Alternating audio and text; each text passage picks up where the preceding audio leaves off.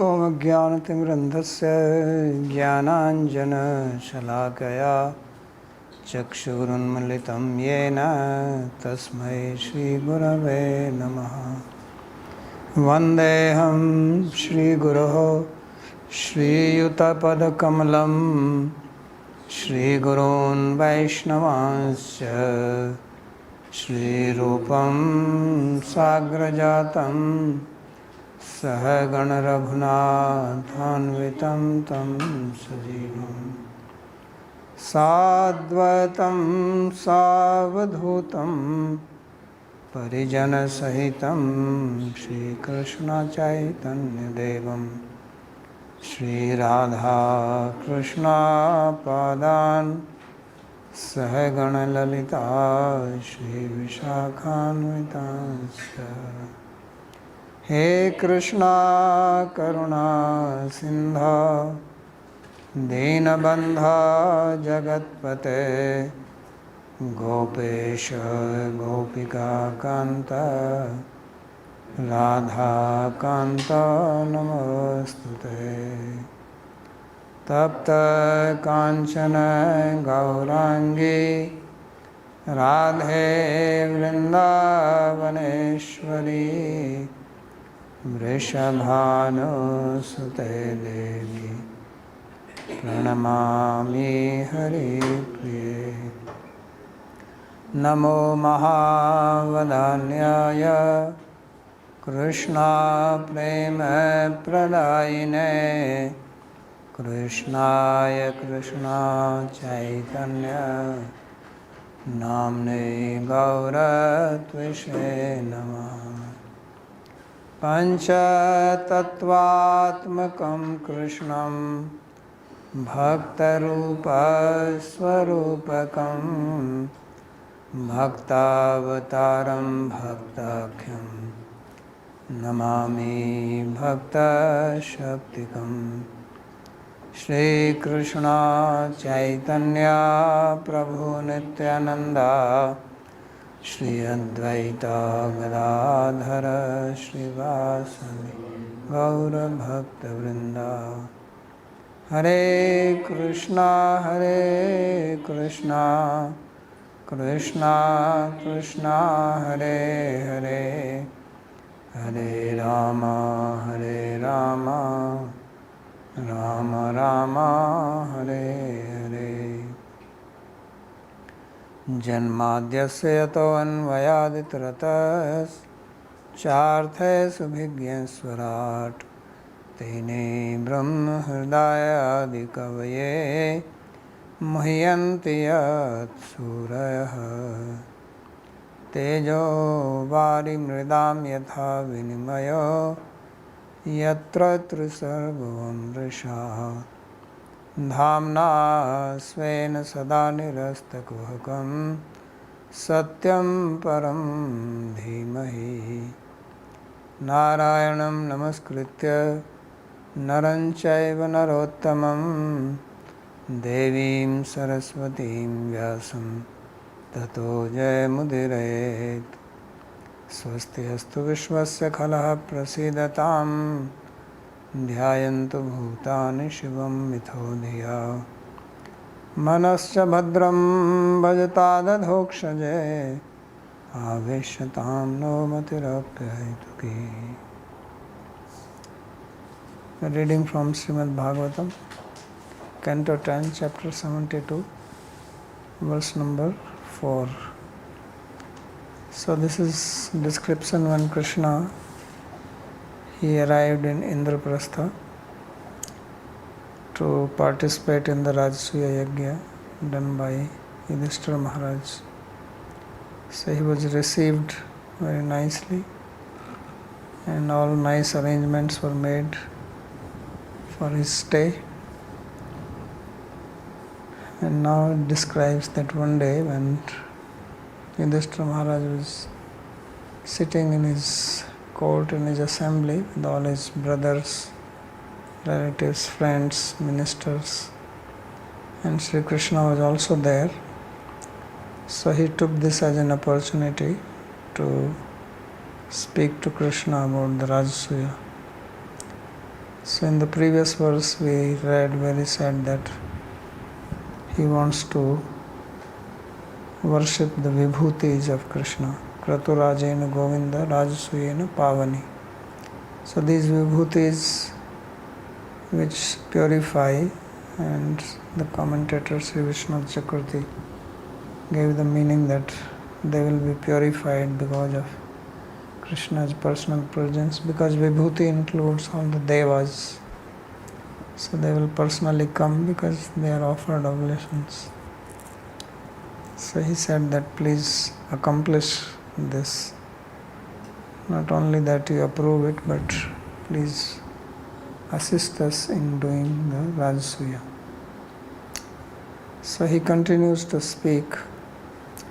Tatpaduke aviratam pariye charanti dhyayante bhadranasne suchayo grananti vindanti te kamalanabha bhavapavargam ashasate dite ashishai sananye. So he is glorifying Sri Krishna by referring to his shoes. He says Tat paduke abhadra nashane ye aviratam paricharanti. So he says that those who are doing service to your paduka or your shoes, which destroy all the inauspiciousness. So they are certainly pure people in themselves. Those who meditate on them, dhyayanti, those who pray to them, so they are pure and they attain bhavaparga. Means they attain freedom from bondage to the material world. O lotus-naveled Lord, yadite ashisha, and if they have any other desire, then those desires are also fulfilled, but not of others, those who are absorbed in the material world. So in other words, one who takes shelter of Krishna's feet, all his wishes are fulfilled. And if you don't do that, then your wishes, even if they are fulfilled, they are never fully fulfilled, because there are always some kamanas, some desires which keep troubling you. So therefore he says that Vindanti te kamalanava bhavaparva. So as Krishna also says in Bhagavad Gita that those who take shelter of him, then they are freed from all sin's bondage. So Sarvadharman parityajya mamekam sharanam vraja ham tvam sarvapapabhyo mokshishyami. So that is what Yudhishthira Maharaj is also saying here.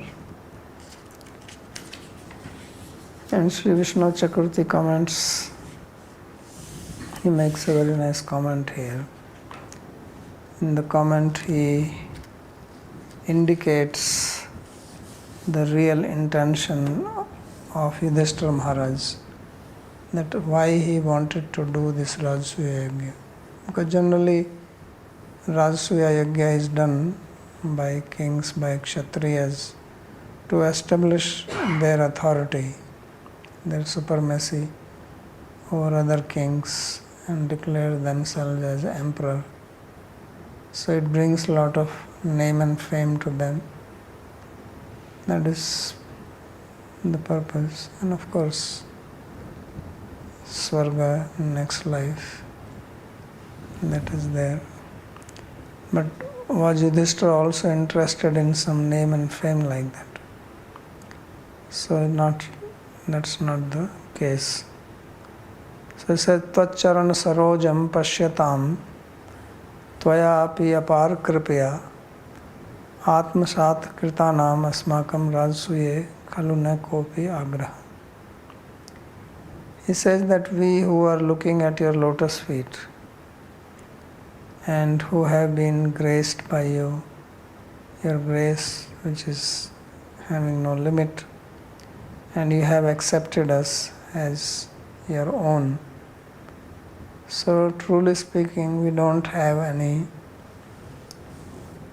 this agraha, that pressure or intense wish that we must do rasuya. Kintu tvamatriya drishtanta karanaha kechit parameshwaram namanyante narameva matva pratyut dosa darshino nindanti etadeva asmakam hrichalyam. But there are many people here who point at you and do not accept you as Parameshwara, as the Supreme God, and they think of you only as a human being. And that is not so bad. Not only they think of you human being, but they are dosha darshina, that they find flaws in your character, in your behavior, in your activities, in your dealings, and thus criticize you. And this is a big thorn in our heart. This troubles us all the time when we hear people criticizing you, or they don't criticize obviously in front of them, but when they get some message, news that so and so king was speaking against Krishna, like Shishupal, so that is very troublesome to us. So therefore he says, Ato Rajasuya Mishena Brahma Rudradin Sarvagyan Brahmarshadin api Devadin api Chaturdash Lokasthan Ahuye Kachit Sabha Kartavya. So therefore, on the pretext of this Rajasuya Yagya, I will invite all the Devas, including Brahma, Shiva, Indra, etc.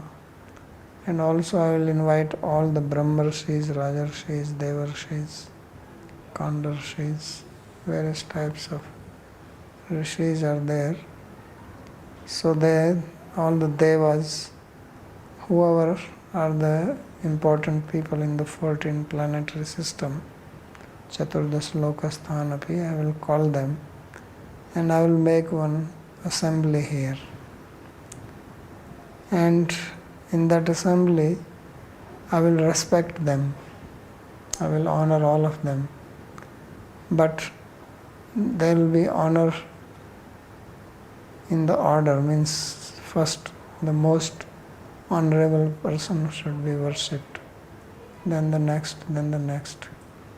So therefore there will be Agrim Puja of one person, means first worship. Tatra Sarvagrim Puja Tair Yasya Vyavasthapeshyate Saiva Parameshwara iti Sakshat Darshitva Hichalyam Tanniskasaniyam.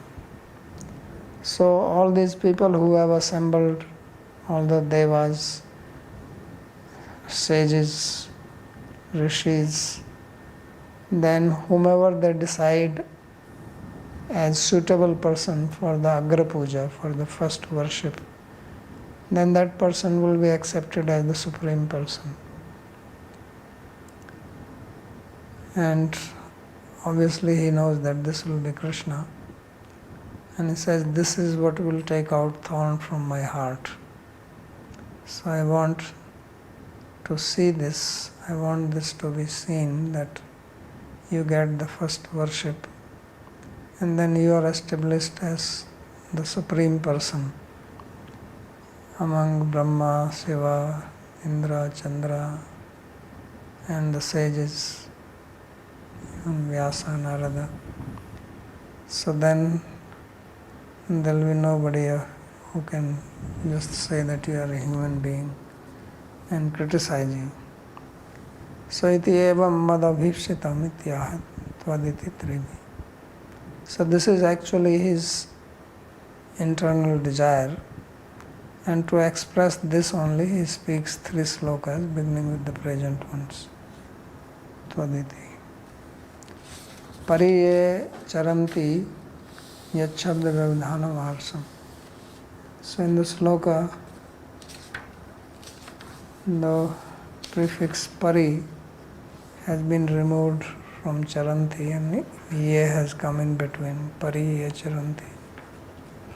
This is grammatically not allowed, so it says this is harsh usage. Abhadrasya avidya paryantasya api nashnam naso yabhyam te.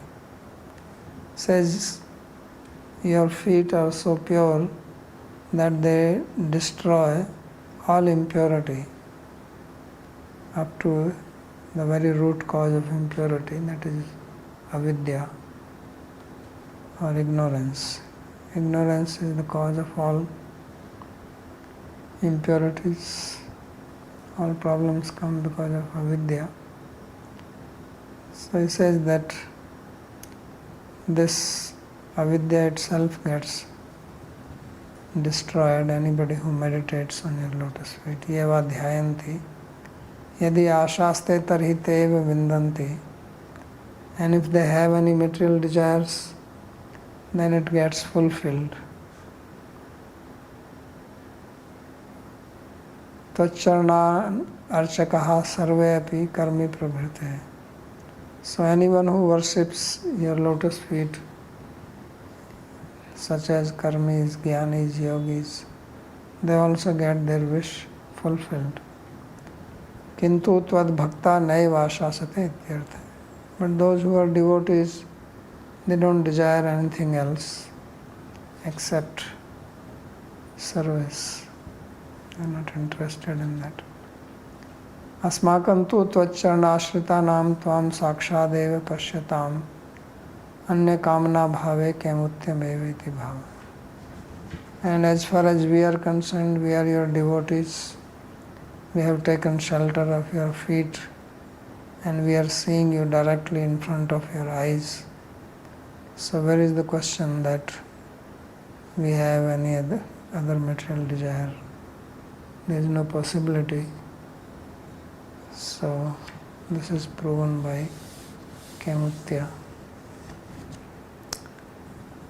Taddeva deva bhagavatas charnar vinda sevanubhavamihe pashyatu loka esha ye tvam bhajanti uta vo bhesham Nistham pradarshe vibho kuru sanjayanam.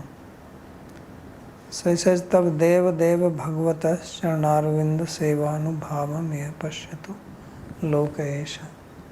He says that these people here, let them see the prowess, the influence of your lotus feet or service to your lotus feet.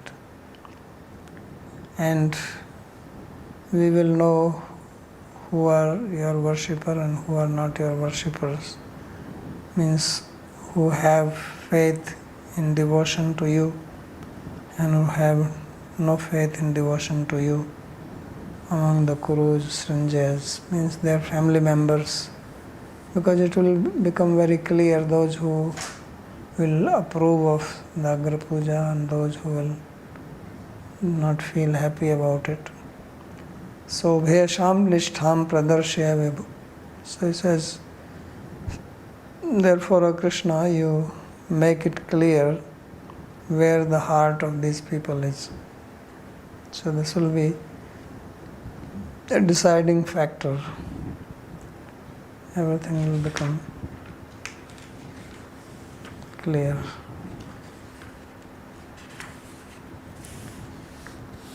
Tatastat sabhayam vrittayam tair brahmavadibhistav parmeshwaratve vistapite sati esha bhulokasthan janah pashyatu.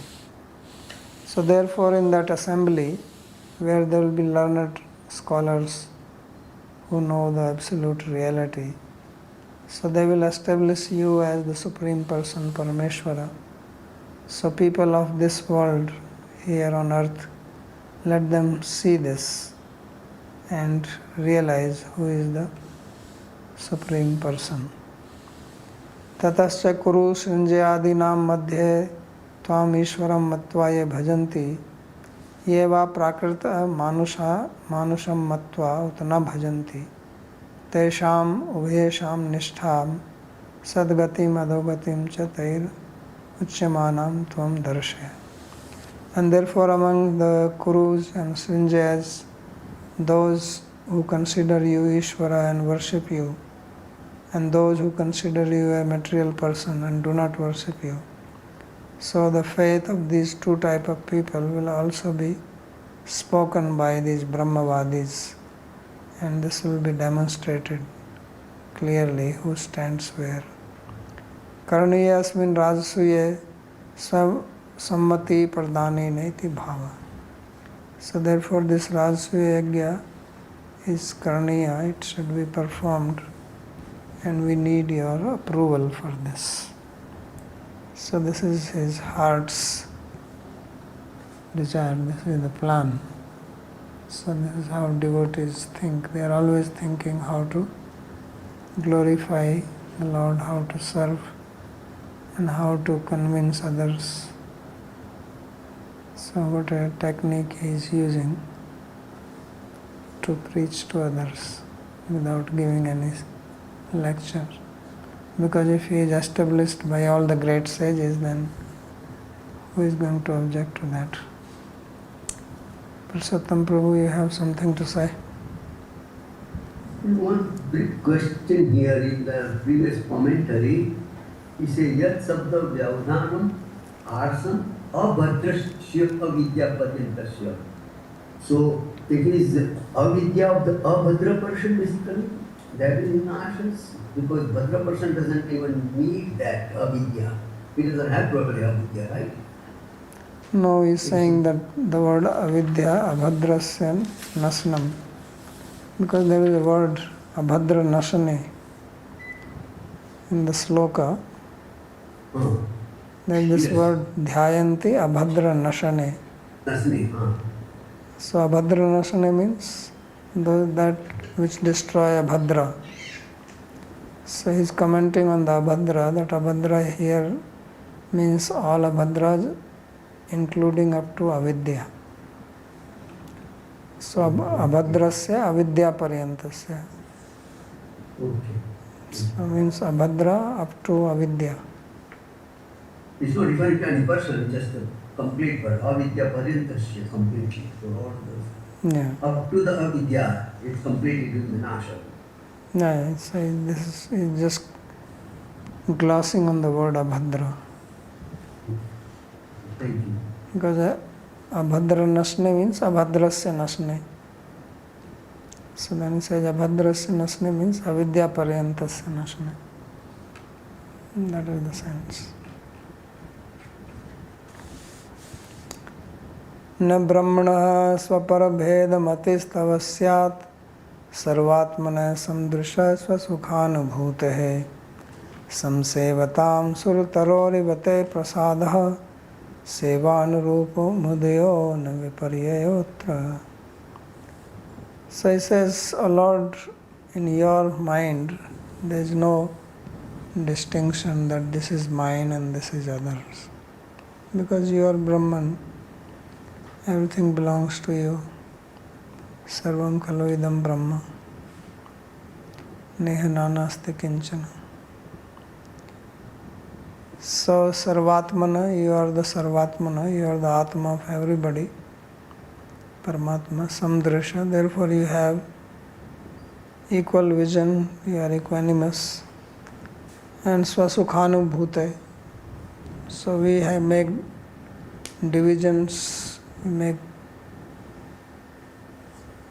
different views because we have something to gain from somebody or to avoid some trouble from somebody. That's how the duality comes. But you are Swasukhanu Bhute, that you are situated in your own bliss, in your own happiness. And Samsevatam Surtaro iva te prasada Sevanurupa mudiyo na viparyatra. But you are like a kalpataru.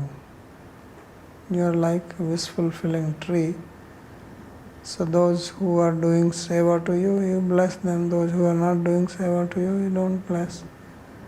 Because if you don't go to the Kalpataru, then you don't get the benefit.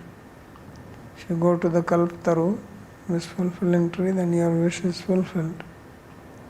So therefore you are not biased. Because someone will say, well, you are biased because you favor your devotees and you punish the non-devotees. So he says, no, I don't do that.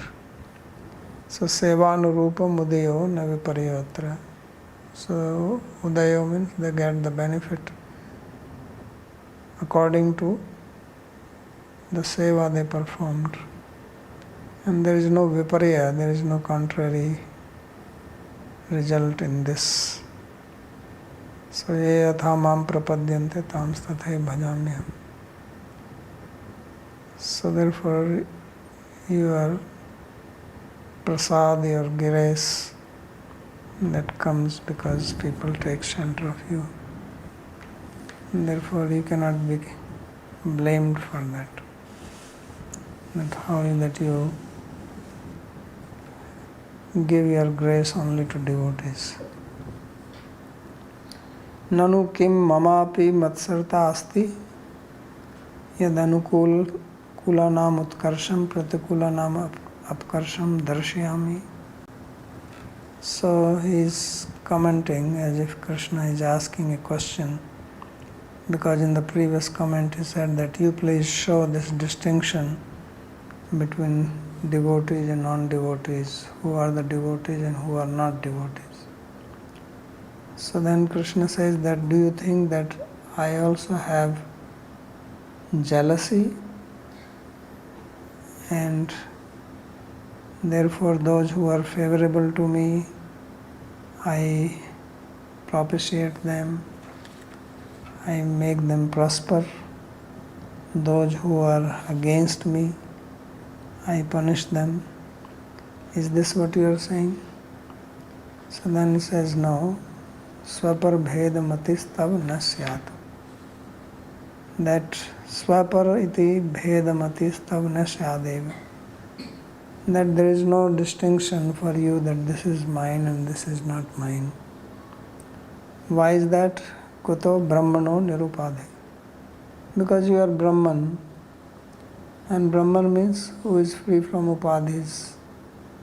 Upadhi here means such kind of thinking that this person is favorable to me, therefore I will favor him, and this person is not favorable to me, so I will not favor him. Says that you don't have any such upadhis, any such conditioning. Kincha sarvasya atmana. Why is that? Because you are sarvatmana. What does that mean? Tvameva antaryami bhutva anadi karma pravaha patitam sarvameva prati swakarmani prerasi. So you are the immanent being in everyone as Paramatma, and therefore living being who are conditioned here in the material world because of their beginningless karma, they are in that flow of karma, and therefore you impel them to act according to their past karma. So you are not punishing them or you are not rewarding them, but according to their karma and the samskaras which they have acquired. So they naturally get certain desires, certain thought process, and then they act on that. So you are not biased. Samdrisha iti tvam eva ishvaras tadanurupam eva subhashubham va phalam dadati. So you are samdrisha, you have equal vision towards all, and as being Ishvara, you are giving result to people according to their karma.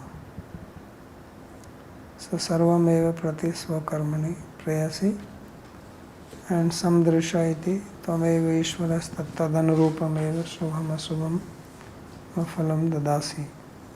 Natu kvapi te pakshpata iti bhava. The meaning is that you do not have any biasness. You are not doing favor to one and unfavor to another. Kinchate sukhi dukhi vatam ne kimapi krityamiti aha swasukhanubhuti. And it's not that you are deriving any pleasure by others being favorable to you, or you feel any pain when they are not favorable to you, because you are swasukhanubhuti. You are established in your own bliss. You are not dependent on any external pleasure. ननु तर्हि मद वात्सल्य औदर्यादयो गुणा किम विषय कास्तत्र संसेवता. So then Krishna asked this question, then why is that I have affection for some people? I am generous to certain people. If that is the case, if everything is just happening by the karma, then why is that I bless some people? So then he says samsevatam. So those who are doing service to you, then you bless them. Tvam samyak sevamaneshu teshu prasado vatsalyam yateva karma bandhana kartan purvaka atma pariyanta pradana lakshanam vadaryascha te bhavet. So those who are doing seva to you, to them you show your affection, your grace, and you also show your generosity because you cut their bondage. Karam bandhan purvak kartan atma pariyanta pradhanam, and then you offer yourself to them, atma pariyanta pradhan lakshanam vadaryam. So that's your generosity, that you even give yourself. Somebody comes to you to beg something, you give some money. Not that you say, I can offer myself also to you. But Krishna does that. So that is his generosity. Nanu tarhi ayatam mamapi vaishamyam. So then he says, if that is the case, then I also have biasness, because I am blessing my devotees and not others. Right? So then he says, no, you are like a surataru, tatra surataru. Gundosadikam avicharyate tasya swashit matra yatha prasadas tatha tavapi ekoapi sevatam tatraya prasada. So he said, just like there is a wish fulfilling tree, anyone who comes near it gets benefited in the form that his or her wishes are fulfilled. And the tree does not see whether this person has a good character or bad character. So therefore he is not biased. But because this person has come to him, come to the tree, so he fulfills his wish. So in the same way, people come to me, they do service, I fulfill their wish. If they don't come, I don't fulfill. So there is no vaishamya in that, no biasness.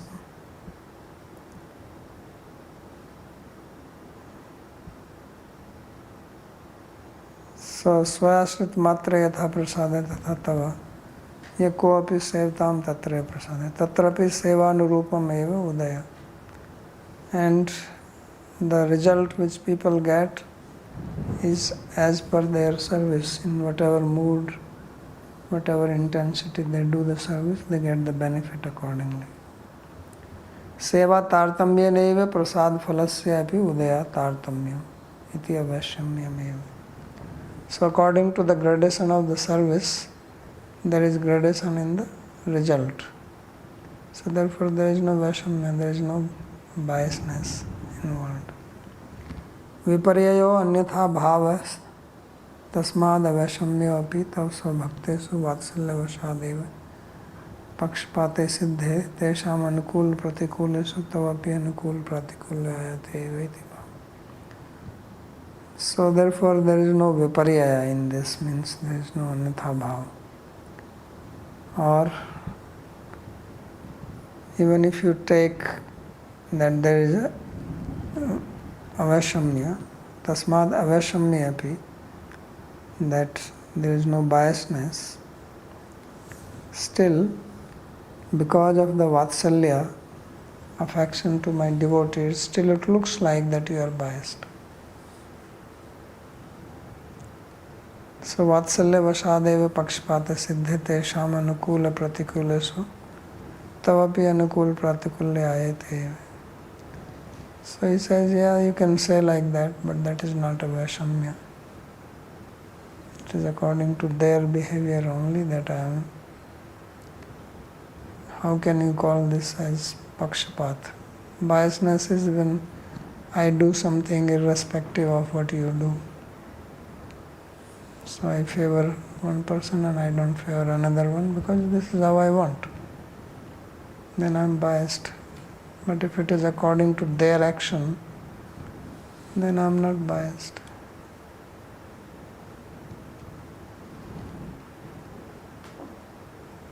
So just like you go to the machine, so you put the coin, you get.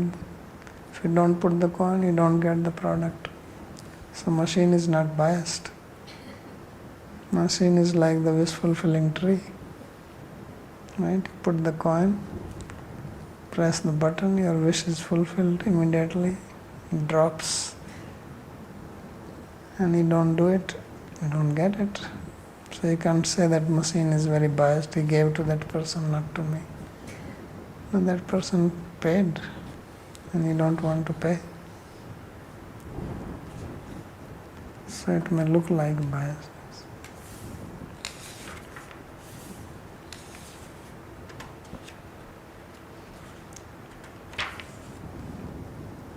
Sri Bhagavan Vacha.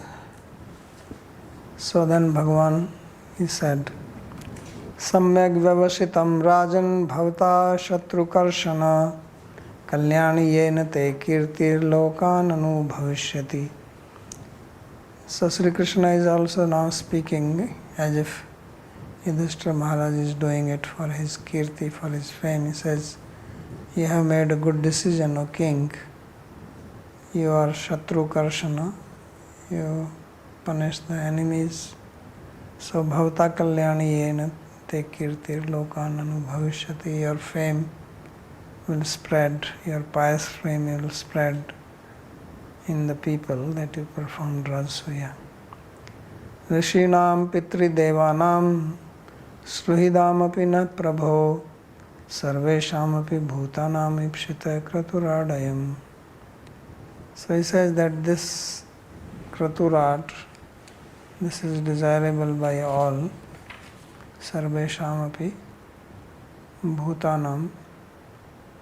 So this is fulfilling the desire of everybody, whether it is sages, forefathers, devas, relatives, everyone will feel satisfied with this. So therefore perform it.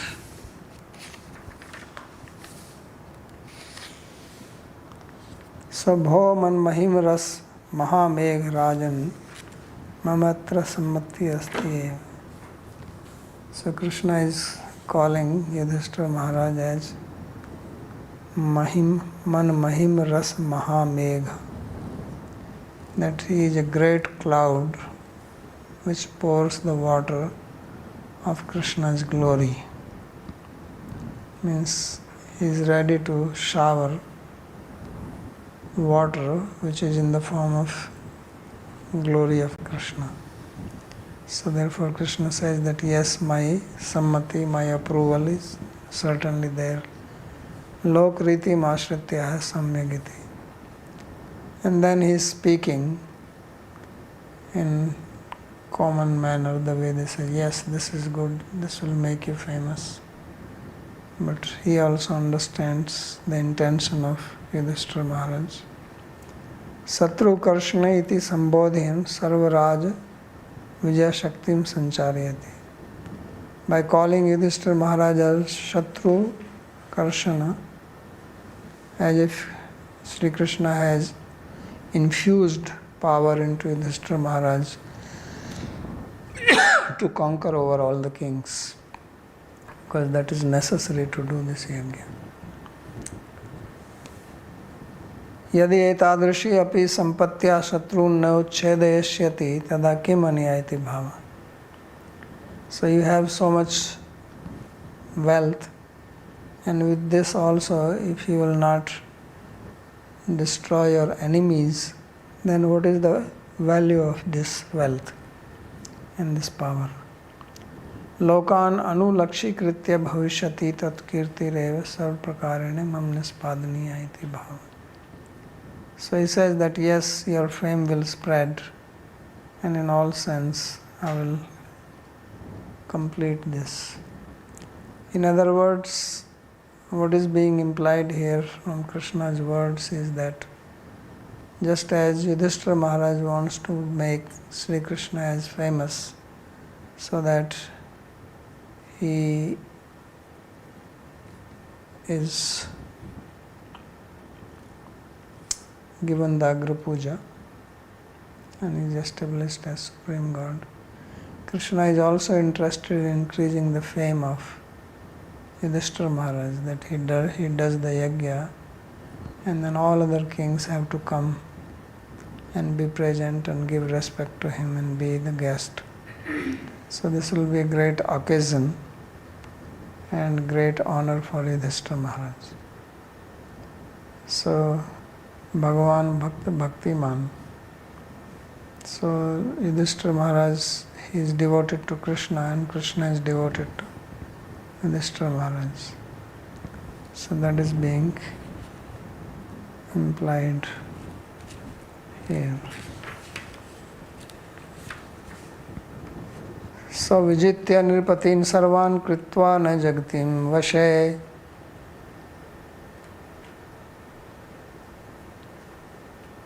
sambhritya sarva sambharan ahadasva mahakratum. So he says that by conquering over all the kings and by controlling the whole world, you perform this yajna, get all the material, sambhrita. Sarva sambhara means all the paraphernalia, whatever is needed. You collect that and perform this great yajna. So that is his order. Sambhritya sampadya arasva nutishta. So sambhritya means collecting, getting ready, and ahrasva means perform the yajna. Ete te bhratro rajan lokpalam sambhavaha jitopi jito asmi atmatam te ham drujayo ye akritatmabhi. And these your brothers, they are born from the potency of the various lokpalas. And jito asmi atmata teham, I am completely conquered by you who have conquered your own senses, and I cannot be conquered by anybody who is akritatma, means who has uncontrolled senses. So in other words, he is saying that if you control your senses, then you can control Bhagavan. If you don't control your senses, you don't control anything. And sense control happens only by doing devotion. So that is the implied meaning, that only by devotion he is controlled. So Atmavata Jitendriyena. Atmavata means who is conqueror of his own senses. Yadva Atma Hameva Sarvasvatvena Vidyate Yasya. Or Atmavata means a person for whom Krishna is everything. Tvameva Mata Cha Pita Tvameva.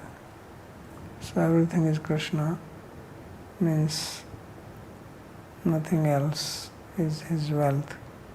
Tena tvaya ahamapi jita vashikrita. Therefore, you have conquered over me. Akritatma bhira jitendriya. But those who are akritatma, jitendriya, I cannot be controlled by them. न कश्चिन् मत्परं लोके तेजसा यशा श्रिया विभूति भीर भवा abhibhave devopi kim parthava. He says, my devotee can never be conquered by anyone, by their prowess, by their fame, by their wealth. Even a deva cannot do that, what to speak of some mortal person. So devotee is unconquerable. So therefore when your brothers will go and they will conquer all directions, there is no question that anybody can defeat them. So there is no obstacle to your performing the yajna. Natra vipakshay swabhibhava ashankaniya. So you should not think that your enemies will be able to subdue you and thus you will not be able to perform the yajna. Yadidam aham satopam bravimi ityaha. And I am speaking here in a very bold manner with a great confidence that no one can defeat you. Nakashid. Matparam kanchan vibhutyadi rahitam api kim punastvam. He says, my devotee who is akinchana, who doesn't have anything, even he cannot be defeated. What to speak of you who have so much power? There is no chance of anyone defeating you. Sri Shuka Vacha, Sri Shukdev Goswami said, Nisamya Bhagavad Gitam Prita Fulla Mukham Bujaha Bhratrin Digvijavayumta Vishnu Tejo Branghitan. After hearing these words of Bhagavan, Yudhishthira Maharaj was very blissful. So his face bloomed, Fulla Mukham Buja. His lotus-like face bloomed, and then he appointed his brothers for Digvijaya, conquering the different directions. His brothers who were empowered by the potency of Vishnu, Vishnu Tej Ubringhitan. So Tejsa Ubringhitan Sandhirarsa. This Vishnu Tejo Ubringhitan. Teja word is Tejas, it is Sakaranta. So there cannot be any Sandhi. It is Teja Ubringhitan, should have been separate. But here you see Tejo Ubringhitan. So it seems the word Teja also exists as an Akaranta. Although we have never seen it, Tejas is Sakaranta. So he says, Teja Shabdo Adanto Agyeya. Says, we know that there is also a word Teja ending in Arama and not Sakara. Sahadevo Dakshinasyaam Adishat Sah Srinjayaihi Dishi Praticham Nakulam Udicham Sarvisachinam Pracham Vrikodaram Matsai Kekayai Sah Madrakaihi. So now they have been appointed. Sahadev will go to the south direction and he will be helped by the heroic people called Srinjayas. And the west side Nakul will go and he will be helped by the Matsyas. And north side Savyasachi, Arjuna will go. Arjuna is called Savyasachi because he can shoot arrows from both hands, left and right. Like some people can write from both hands. They can write with left hand also and their right hand also. So therefore he is Savyasachi. Savya means left. And Vrikodara, one who can eat a lot, is called Vrikodara. He has Vrikagni in his Udara, in his belly. So the people of Madra Desha will help him and he will go to the east side, Prachyam Vrikodaram Matsi. So they have been appointed different directions. Nakuladinam Matsyadibhi Sahayai Yatha Sankhena Sambandha. So Nakul, Sahadev, Arjuna and Bhima, they have to be seen, their assistants in that respective order as it is given in the sloka. Te vijitya nripan vira ajarhu drigbhayo jasa ajata satrave bhuri draunam nripa yakshate. So they all went. There is no details given here.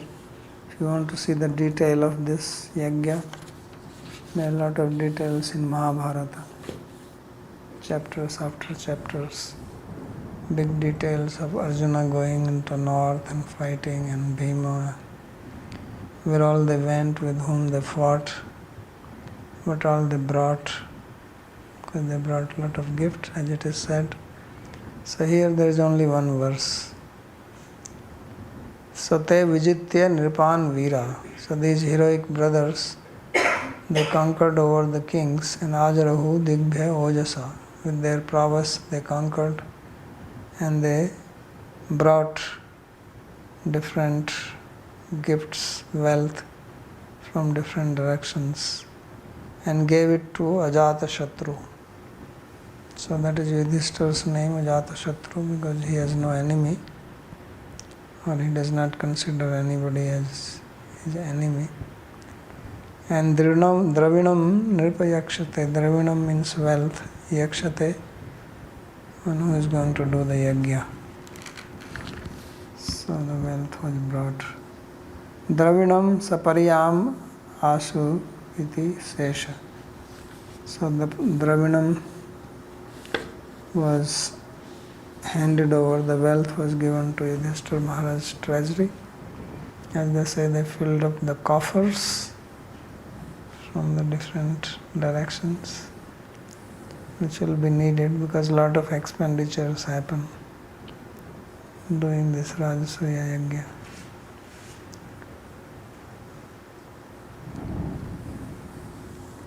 Sutvajitam jarasandham nripater dhyayato harihi aha upayam tamevadya uddhavoyam uvachaha. But there was one king who was not conquered, and that was Jarasandha. So Sutva ajitam jarasandham. Jarasandha was ajita, not conquered. Nripater dhyayato hari, and Yudhishthira Maharaj was brooding over it, that how can we conquer over this.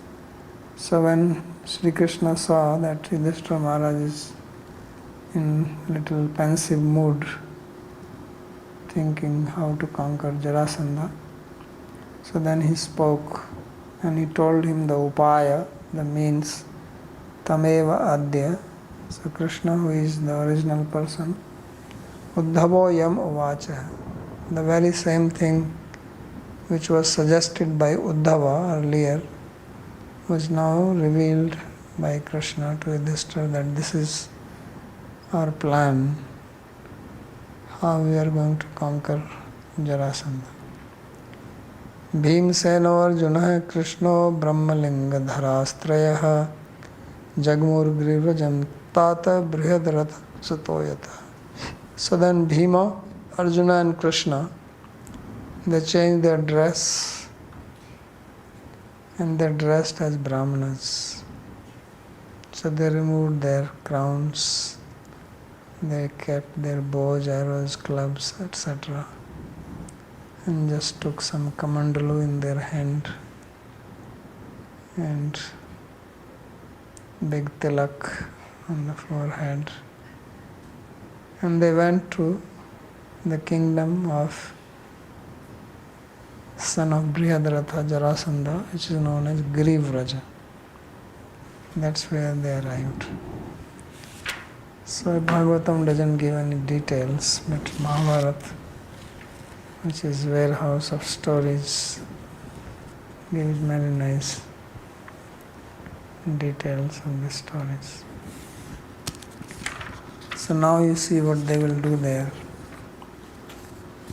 So ye te gatva atithya velayam griheshu grihemedhinam brahmanyam samayacheran rajanya brahmalinginah.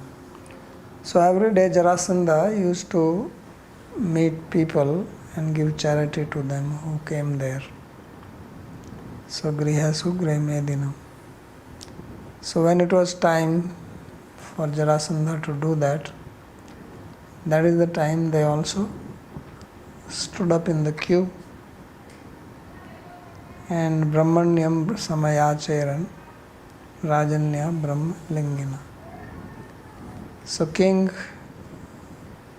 who is Brahmanya, who is very devoted to the Brahmanas, so they begged him, and they were Brahmalingi, they were dressed as Brahmanas. So you see Krishna is ready to even beg for his devotee. So Griha Medhinam ya Atithya Vela Tasyam Samyachiran Samyachanta. So they went and begged him when it was time for them to give, time for him to give charity. Rajan Vidhi Atithin Praptan Arthino Agatan Tanne Pracha Bhadram Te Yadvayam Kamayamahe. But these were very special Brahmanas. They were not there just to beg for some wealth or anything. So when their turn came, then all three of them stood in front of king and they said, "O king, Vidhi Atithin Praptan Arthino Duram Agata." That, O king, know that we are your guests and we have come here to beg you, and we have come from a very far away place. We are not local Brahmanas. And please give us what we beg you. Let there be all auspiciousness on you. Brahmanas, they want to bless. So give us what we desire. Vayam Kamyamahe. So they are saying that, means they are already telling him that don't think that we want something small.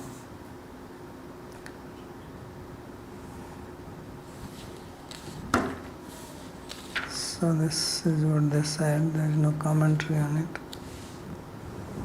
And in the next sloka, they do not immediately say what they want, but they praise him. Because if you want something, then first you have to make the other person's heart little bit expand. It should not be blocked. And heart expands when you praise somebody. That you are so great. What is the problem for you? You can give anything.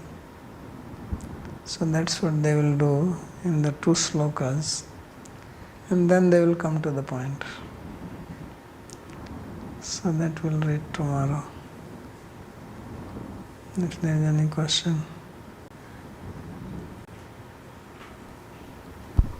Shailesh. Babaji, a question regarding this shloka which says that the Pandavas went to different directions and conquered over many kings. Yeah. Question is that should we understand that they conquered over the wicked ones, the wicked kings? Otherwise, I mean, one might think that they were just plundering, other 12. Wandering?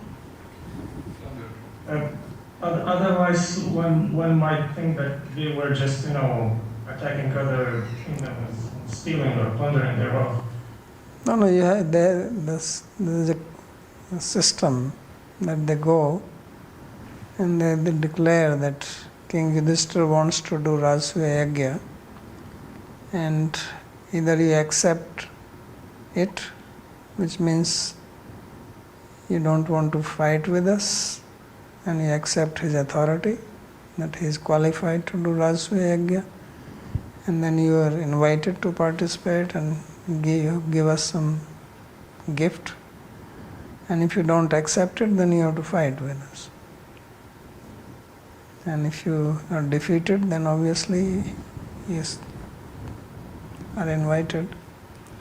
And if we get defeated, then there is no Rajasuya. So that's what they will send a message. They will go to each kingdom and send a message that I am so and so Nakul, brother of Yudhishthira Maharaj, I have come here, and Maharaj Raj, Yudhishthira Maharaj is going to do a Rajasuya Yajna, and he has sent a message that either you accept his authority or you fight. So whatever, some message like that. So that message is given. So some people will just accept and some people will fight.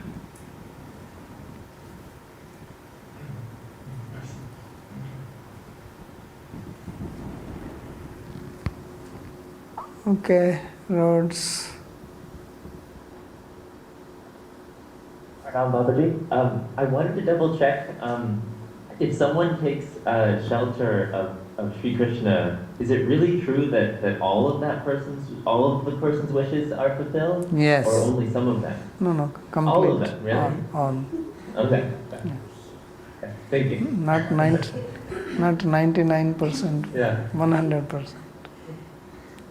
I think I had been confused because in a class on the Chaitanya Charitamrita from a couple of weeks ago, you were talking about a different case where wishes are sometimes not fulfilled, but I think now that I was looking at it more, I think that was for people who hadn't fully taken shelter yet. For people who were like worshipping Krishna but hadn't taken shelter, then Krishna sometimes fulfills the wishes, sometimes not. But once you take shelter, then there's no reason for him to deny the wishes. That's why it came earlier. He says, Tartamyen, according to the gradation. Okay. And sometimes he may not fulfill if he thinks that your wish is going to harm you if it is fulfilled. Mm-hmm. So that means he is not fulfilling for your benefit. Not that he is not capable of fulfilling it.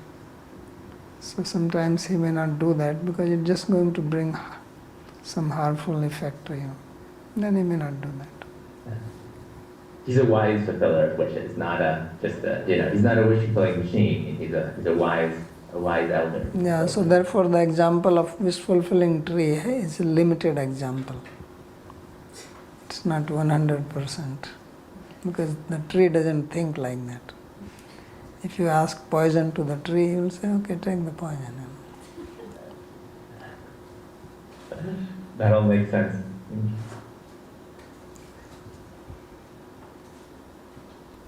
Pranam Babaji. So there are two doubts actually.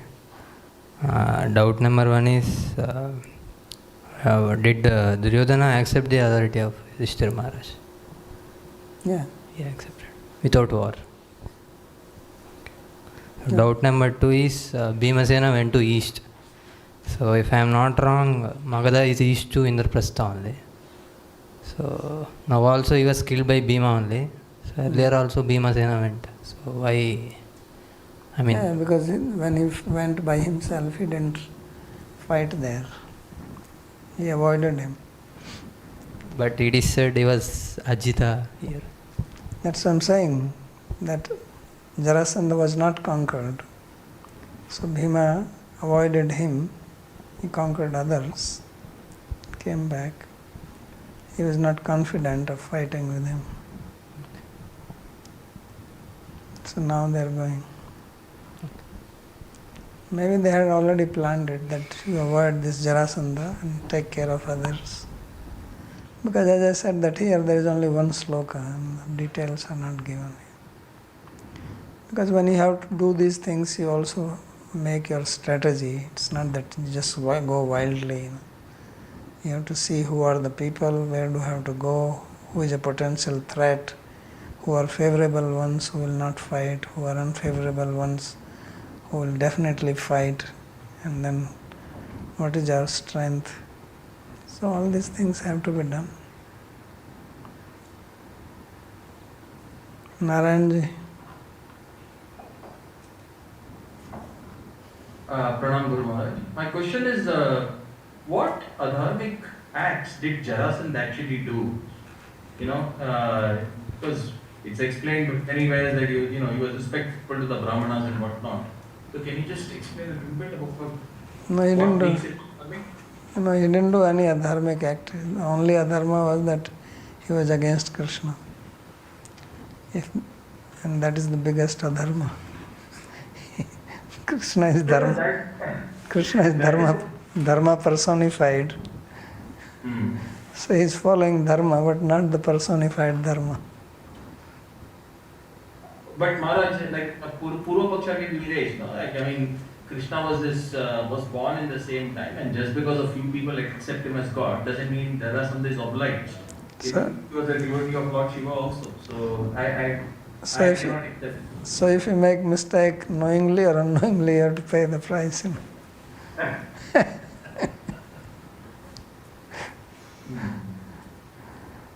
And not only that, he came attacking because, Kamsa, his daughters were married to Kamsa.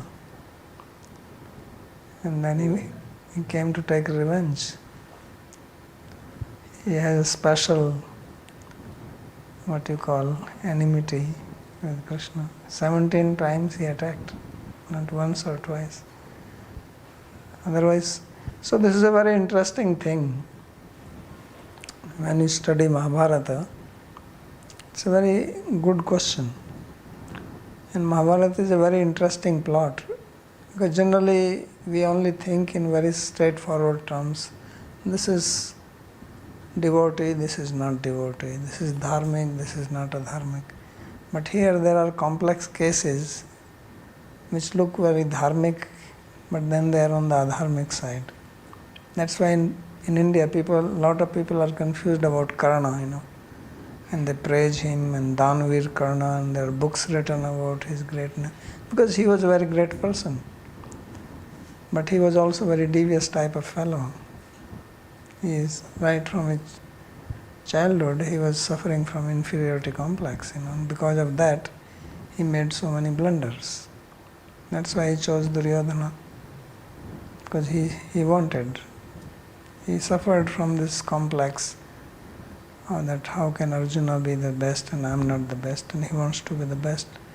So it is not seen like that, but this is what is working psychologically. That's why you have to study Vedic psychology, very important subject. That this whole is ahankara which made him do things. I mean, you see that when he says that I cannot give up my friend Duryodhana. When Krishna told him that you are actually eldest of these Pandavas, why don't you come and join them? So he said no, because the reason was that his ahankara was so great that even he came to know that Arjuna is my brother, but still I want to prove that I am better than him. And he cannot prove that if he joins them. Then Arjuna will still remain the greatest fighter and not Karna. So he is ready to fight with his own brother. As we see in the material world, brothers fight for property. So why not for ahankara? Ahankara is more than any property. People sacrifice their lives for the sake of ahankara. So he did not agree. And just see his ahankara, that when Bhishma insulted him openly, so what did he say? He says, I will not fight till the time this Bhishma is the army chief. So that means you really don't care for your friend now. What is more important is your ahankara than assisting your friend who is fighting, isn't it? It's very clear. Otherwise, how can you say that? So for 10 days he did not fight.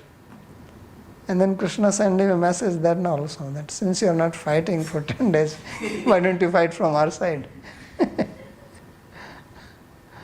After all, they have to fight. So you are not fighting from that side. So fight from this side. Why don't you fight with Bhishma only now? And prove your mettle. Kill this old guy. So because that would be too much to do that. Then Duryodhana will sing, what is this nonsense? Not only that you are not fighting from my side, now you go on other side and kill my own soldiers. So that he will not. And moreover, this does not match with his ahankara. If he would have matched with his ahankara, probably he will do that also. But this did not fit in that, because how does this help his ahankara? He's just going on the side of Arjuna, and ultimately whatever fight goes on, and if he kills, credit will still go to Arjuna only. So it is working not only in favor of him, but actually against his ahankara. So he says no. But outwardly it looks like that he was very friendly, he was dedicated to Duryodhana and this and that. So it is difficult from just external storyline. Just like now we see, if we read, it will look like that Yudhishthira wants to do Rajasuya because he wants his name and fame. But you see how the commentator, because knowing how great a devotee Yudhishthira is, then commentator brings out the inner feeling of that this is the reason he is doing it. But if you read the story yourself, you will never think like that he is actually doing to establish Krishna. Because that's what a devotee is. So from the story, many times you get one picture, but actually what is really happening, you have to go deeper into the psychology of the peoples. And main thing is, where is their ahankara? Where is it pitted? Where is it hinged? So that is the problem with Jarasandha. So we, seeing the Shastra from the ultimate point of view, Vedaischa sarvair ahameva vedya, that what is the purpose of Shastra, what is the purpose of human life, is devotion to Krishna. Now you are very great, you are following all the rules and regulations, but you are going against the very purpose of human life. Savai punsham paro dharmo yato bhakti radhokshaje. Said in the very beginning in Bhagavatam, that this is the paradharma which brings you to devotion. Ahetukya pratihata yatma samprasidati. So he is doing dharma because of his own ahankara.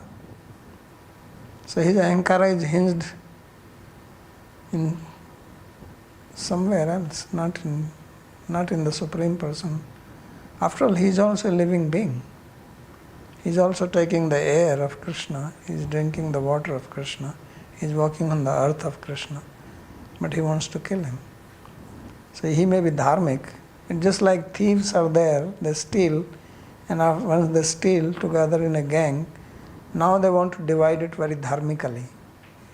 Say, no, you cannot take, this is adharma. They do that, Among themselves, they are very dharmic. I've seen this. These local mafia people here, they're very true to their word. But they kill people,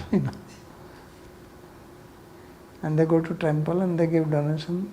So if you don't know their underground activities, externally they look very nice.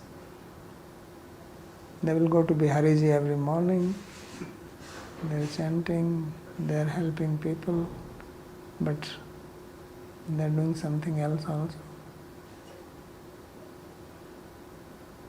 Maharaj, I have one follow-up. So I think that now so this is what this is what Gita says when Krishna says this point. This verse is very bewildering. Sarva dharman parityajya mamekam sharanam vraja. Even last Gita class somebody asked this. So that is what it means. That dharma is not the goal in itself.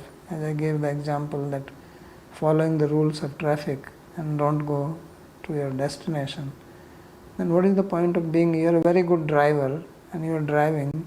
You go on a belt highway and never come down off that highway. You are always driving. Right. And never get a ticket in your life because you are such a good driver, but you remain on belt highway. Yeah, and that is where my next question was. I mean, this makes sense if somebody actually knows that Krishna is Bhagwan and accepts it. But for a minute, let's just say that we don't. I don't know if that is the case with Jarasandha, but let's say that it is indeed the case. He knew that Krishna was Bhagwan, he didn't accept it. But fast forward so many years later, now we accept Chaitanya Mahaprabhu as Bhagwan. The other people don't. and they actively work against the Gaudiyas because they are against the prachar of the Sankirtan and this and that. You see that actively against it. So that is a dharma. And I have heard the same argument which you are making from the hardline ISKCON people who are saying that they have to go and it's their dharmic right to go and crush all this. And I find that extremely unacceptable. Because you see, this idea of going and crushing, I'm not saying that you go and crush. Krishna is going and doing it. But we are different. People give this argument again and again, right? I mean, you may accept Krishna is Bhagwan, but if Jarasandha is thinking Shiva is Bhagwan and following, then, No, then follow Shiva, there's no problem, but don't try to attack Krishna then.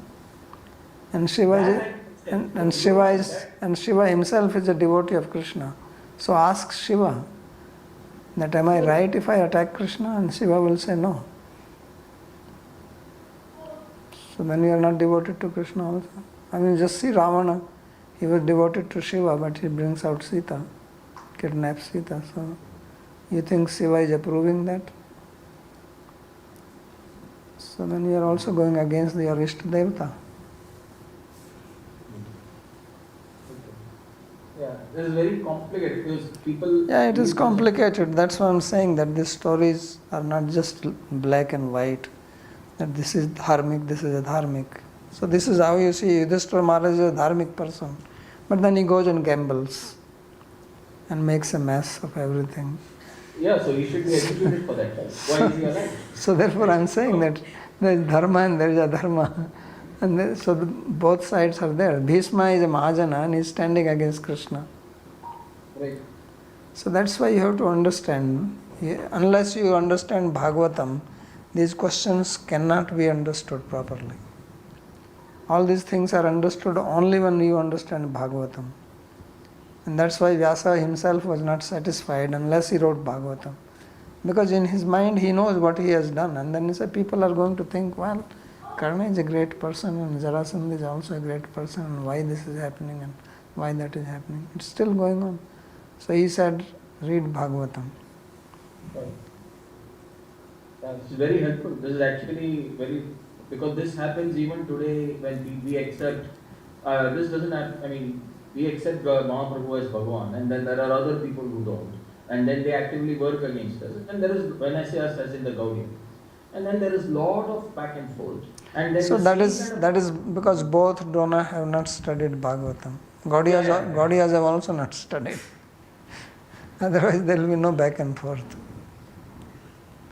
Thank you. Okay. There is a question from Raj Vinodini. She says, if Bhagwan only reciprocates according to one's offering or bhava, how is he different from a businessman? You yourself gave an example of putting a coin in a vending machine. I would hope that he is much more magnanimous than a businessman. So businessman and Krishna, the difference is that businessman is looking for a profit. And Krishna is not looking for a profit, but he wants to give you profit. That's why in the sloka itself, the word was used, swasukh vritte. What was the word? I think that was the word used. Swasukha. Where is that? Swasukhanubhute. So that is the difference.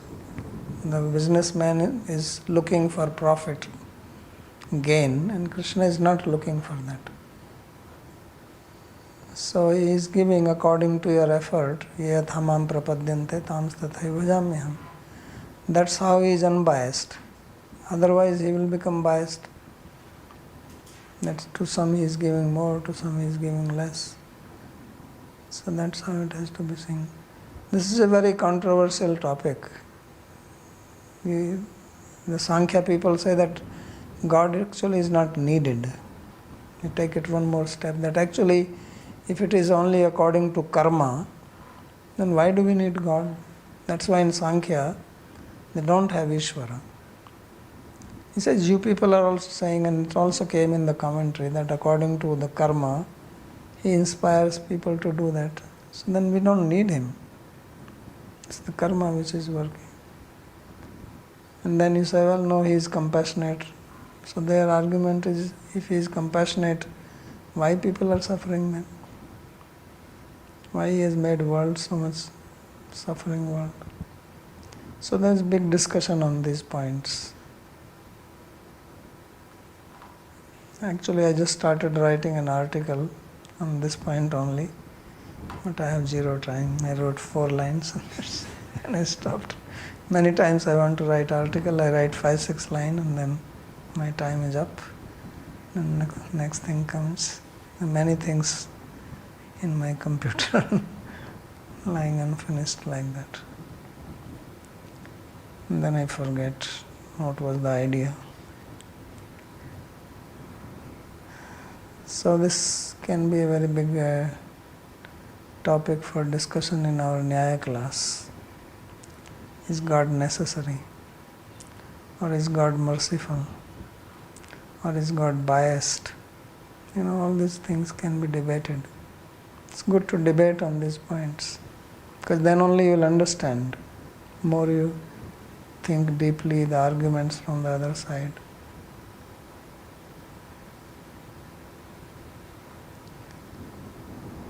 Okay.